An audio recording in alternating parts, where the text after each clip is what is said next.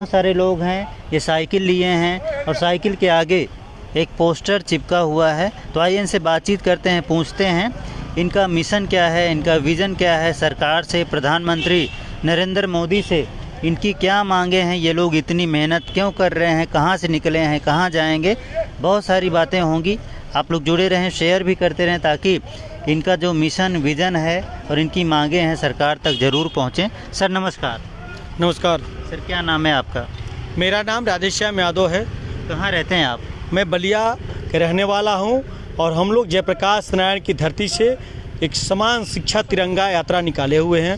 हम लोग बलिया, गाजीपुर, बनारस, जौनपुर, सुल्तानपुर, बाराबंकी, लखनऊ, उन्नाव, कानपुर नगर, कानपुर देहात, औरैया, इटावा, फिरोजाबाद, आगरा, आगरा के बाद मथुरा, पलवल, फरीदाबाद पहुँचे हुए हम लोगों का मांग है कि इस देश में शिक्षा एक समान होना चाहिए। जिस तरह सांसद विधायक के बच्चे पढ़ते हैं उसी तरह की शिक्षा मत देता है उसके बच्चों को पढ़ना चाहिए, मिलना चाहिए। हम लोग 11 तारीख को प्रधानमंत्री के पास जाएंगे और अपने बात को रखेंगे। माननीय प्रधानमंत्री जी एक बिल लाइए, जिस बिल का नियम हो कि इस देश में शिक्षा एक समान होना चाहिए। अगर हम दुनिया के तमाम बड़े देशों से कैसे लड़ पाएंगे, आपके चैनल के माध्यम से मैं इस देश से पूछना चाहता हूँ, बगैर शिक्षा की लड़ाई कैसे हो सकती है? ये मैं आपके चैनल के माध्यम से मैं बताना चाहता हूँ, पूरे दुनिया को बताना चाहता हूँ, पूरे देश को बताना चाहता हूँ कि चाइना के बाद मानव से बड़ा कोई मिसाइल इस दुनिया में नहीं है। चाहे मिसाइल हो, साइकिल हो, फॉर्च्यूनर हो, स्कॉर्पियो हो, ये जो कैमरा है ये मानव ही बनाया है। लेकिन मानव में दुनिया में हम दूसरे नंबर पर हैं और अर्थव्यवस्था पर कितने नंबर पर है? हमारी जो वैज्ञानिक विधि है कितने नंबर पर है? तो हम क्यों पिछड़े हुए हैं? जो दुनिया के तमाम जो छोटे छोटे देश हैं, जैसे इजराइल हो गया, चाहे तमाम ऐसे देश, अमेरिका हो गया, हमारे जनसंख्या से हमसे कम है लेकिन हमसे आगे क्यों है?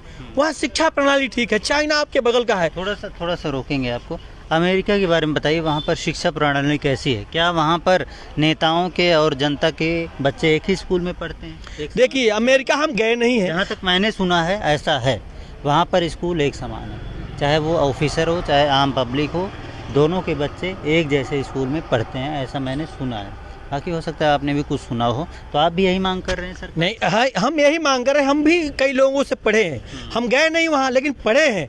लेकिन इस देश के बेईमान लोगों से जो संसद भवन में बैठे हैं, बेईमान आम जनता का वोट लेते हैं और वोट लेने के बाद अपने बच्चों को अमेरिका भेज देता है। मैं अमेरिका का विरोधी नहीं हूँ, लेकिन जो वोट देता है उसके बच्चों को पढ़ने का व्यवस्था होना चाहिए कि नहीं होना चाहिए? कि मैं कचहरी में झोला लेके घूमते हुए और फाइल लेकर घूमते हुए लोगों से मैं अपना दर्द दिखाने हुए, ये डीसी बैठा है, इसमें किसके पैसे? किसके पैसे भैया? हम लोग 1 घंटे से खड़े हैं, उनको समय नहीं है। लगता है कि मैं इस देश का नहीं हूँ, हम इस देश से बाहर के आए हैं, हम जर्मनी, जापान, चाइना से आए हुए। मांग पत्र भेजा अंदर। अरे 1 महीने पहले हम लोग सूचना दिए हैं, लाइव पूरा रिकॉर्डिंग है, लेकिन वो तो जानते हैं कि लड़ाई किसकी लड़ने रहे। मरे हुए लोगों को ये घूम रहे हैं लोग, इनको मतलब नहीं है शिक्षा दीक्षा। ये तो जात के नाम पर लड़ेंगे, ये तो धर्म के नाम पर लड़ेंगे। लेकिन आपका बच्चा, हमारा बच्चा, इस देश के रिक्शा ठेला वाला का बच्चा पढ़ने का व्यवस्था होना चाहिए कि नहीं होना चाहिए? बताइए। इंटर तक बच्चे, नेताओं के, अधिकारियों के बच्चे कॉन्वेंट में पढ़ेंगे। इंटर के बाद IIT इंजीनियर कहाँ से बनाओगे बेईमानो? MBBS कहाँ से बनाओगे बेईमानो? सारे लोग जो कॉन्वेंट में पढ़ते हैं इंटर के बाद उनको सरकारी चाहिए, और जो इंटर तक सरकारी में पढ़ता है उसको प्राइवेट हो जाता है। ये देश की व्यवस्था है। इस देश को आप कहाँ ले जाना चाहते हो? और ये नौजवान, हम चट्टी चौराहे पे खड़े होते हैं तो जीन्स टी-शर्ट पहने हुए नौजवान कहता है हमको इस देश से लेना देना नहीं है। अरे तुमको कब इस देश से लेना देना हुआ? जब चाहा, जिसने इस देश को लूटा, इस देश की माँ बहनों को रौंदा और चला गया। 781 में मोहम्मद कासिम इस देश पर आक्रमण करता है और इस देश को लूट के लेकर चला जाता है। इस देश के लोग नहीं बोलते हैं। 781 से लेकर 1947 तक ये देश गुलाम रहता है। वो देश है। 1947 के बाद ये देश कैसा आजाद हुआ? रोकेंगे क्योंकि लंबा चल जाएगा। आपके साथ कई सारे लोग जुड़े हैं, ये कहाँ के हैं? ये कुछ साथी बनारस के हैं, कुछ वेलथरा रोड के हैं, एक साथी हमारे मध्य प्रदेश से आए हुए हैं। भैया बस नाम बताना और अपनी जिले का नाम बताना। राजेश यादव, मध्य प्रदेश, रीवा डिस्ट्रिक्ट से। राधेश्याम वर्मा, बलिया जिला से। अवनीश कुमार यादव बलिया जिले से। अरशद हिंदुस्तानी शायर बलिया से। आप भैया? विनोद मानव बेलथरा आप रोड। भैया बता बलिया से कृष्णा यादव बलिया से। आप सर? बलिया से। गिरीश यादव बलिया से। आप? राम शरण यादव बेलथरा रोड। आप भैया? आदित्य यादव बलिया। आप? श्रवण कुमार मौर्य, वीरों का धरती जवानों का देश, बागी बलिया उत्तर आप प्रदेश। कितने दिन से घूम रहे हैं इनके भैया के साथ? नेता सर के साथ? हम लोग तो बहुत दिन से जुड़े हुए थे, लेकिन ये जो हम लोग का चल रहा है 11 तारीख से हम लोग साइकिल चलाना स्टार्ट किए सर। जी 11 तारीख से। और इनकी सबकी यही मांग है, समान शिक्षा हो पूरे देश में, एक जैसे स्कूल हों और सबके बच्चे एक जैसे स्कूलों में पढ़ें, ऊंच नीच का भेदभाव ना हो, और कोई ऐसा ना हो कोई अमीर है तो अपने बच्चों को बड़े स्कूलों में ही पढ़ाए, एक जैसे स्कूल होने चाहिए। इन सब की यही मांग है, लेकिन मांग बहुत बड़ी है क्योंकि बहुत सारे नेता हैं, उन्होंने अपने अपने बड़े बड़े प्राइवेट स्कूल खोल लिए हैं। तो ऐसे नेता क्या आपका साथ देंगे सर? हमको उनके साथ नहीं लेना है।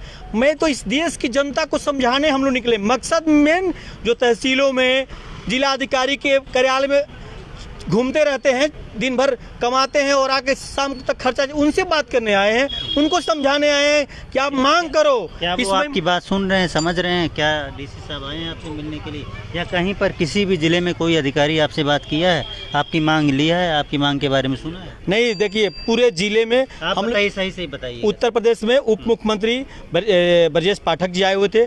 उत्तर प्रदेश में सारे अधिकारियों ने आया है, लेकिन जब हम लोग हरियाणा में प्रवेश किए हैं पलवल में, वहाँ डीसी नहीं आया। यहाँ भी 1 घंटे से हम खड़े हैं, यहाँ भी डीसी का आता पता नहीं है, नहीं कोई कर्मचारी आया। ये लोग आपकी मांगों के बारे में सीरियस नहीं है, ये सोच रहे हैं आए हैं तो चले जाएं, क्या दिक्कत? नहीं, हम लोग जाएंगे धरना बैठेंगे यहीं। अच्छा, कोई नहीं आएगा, यहाँ बैठेंगे धरना पर। जेल भिजवाओ हमको, नहीं जाना हमको, भिजवाओ, हम जेल जाएंगे, जेल के लिए तैयार हैं। फिर आपने अंदर भेजा है एप्लीकेशन, जो मांग पत्र होती है, मेमोरेंडम होता है? नहीं, पहले से हम लोग सूचना दे के निकले हुए हैं। जब चले एक दो किसी को भेजा आपने कि डीसी साहब हम आए? साथ ही आए थे, वो पूरे हमारे कल से रिकॉर्डिंग कर रहे हैं, हमारी सब कुछ हमारी गतिविधि पर ध्यान रखे हुए हैं। हम लोग भी, हमारा मकसद डीसी से कुछ नहीं है। देखिए आप सर इतनी मेहनत कर रहे हैं, इतना पसीना बहा रहे हैं, सब देखिए, कोई युवा है, कोई बुजुर्ग भी है आपके साथ, हर कोई जुड़ा हुआ है, इतनी मेहनत करें, इतना पसीना बहा रहे हैं। आपका जो मिशन है वो तो बहुत बढ़िया है, आपका मोटिव बहुत बढ़िया है, लेकिन कई बार आपको सहयोग नहीं मिलता पब्लिक का ही, जिसके लिए आप इतनी बड़ी लड़ाई लड़ रहे हो। तो पब्लिक को क्या मैसेज देना चाहते हो? मंगल पांडे पहली बार 1857 में बगावत किए थे, देश आज़ाद हुआ 1947 देश में। मैं आपसे कह दिया कि 781 में देश गुलाम होता है, मोहम्मद कासिम आक्रमण करता है और 1947 तक ये देश गुलाम रहता है। अंग्रेज इस देश में गुलामी करने नहीं आए थे, धनिया लहसुन बेचने आए थे, लेकिन समझ गए इस देश की हालत को और इस देश पर कब्जा जमा लिए। तो हम इस पब्लिक को जगाने चले हैं। हम तो मंगल पांडे के वंशज हैं, हम तो भगत सिंह के वंशज हैं, हम तो राजगुरु सुखदेव के वंशज हैं। इनको जगाने चले हैं। जगह तो ठीक है, नहीं जगेंगे तो आने वाली पीढ़ियाँ इनको गाली देगी। ठीक है, बहुत अच्छा लगा। क्या नाम बताया था? मेरा नाम राधेश्याम यादव है। राधेश्याम यादव जी हैं, और इनसे बातचीत करके बहुत अच्छा लगा। बहुत मेहनत कर रहे हैं, बहुत पसीना बहा रहे हैं। अभी ये डीसी ऑफिस के बाहर पहुंचे हैं और कई लोग हैं जो साइकिल यात्रा में शामिल हैं। अब देखते हैं प्रशासन तक इनकी बात पहुंचती है, मोदी सरकार तक या प्रधानमंत्री मोदी तक इनकी बात पहुंचती है। अगर पहुंचेगी तो बहुत बढ़िया होगा, नहीं पहुंचेगी तो आप लोगों का संघर्ष जारी रहेगा। जारी रहेगा सर, जारी रहेगा संघर्ष, यही कहना है इनका। देखते हैं आगे क्या होता है। फरीदाबाद न्यूज़ से धर्मेंद्र प्रताप सिंह, नमस्कार।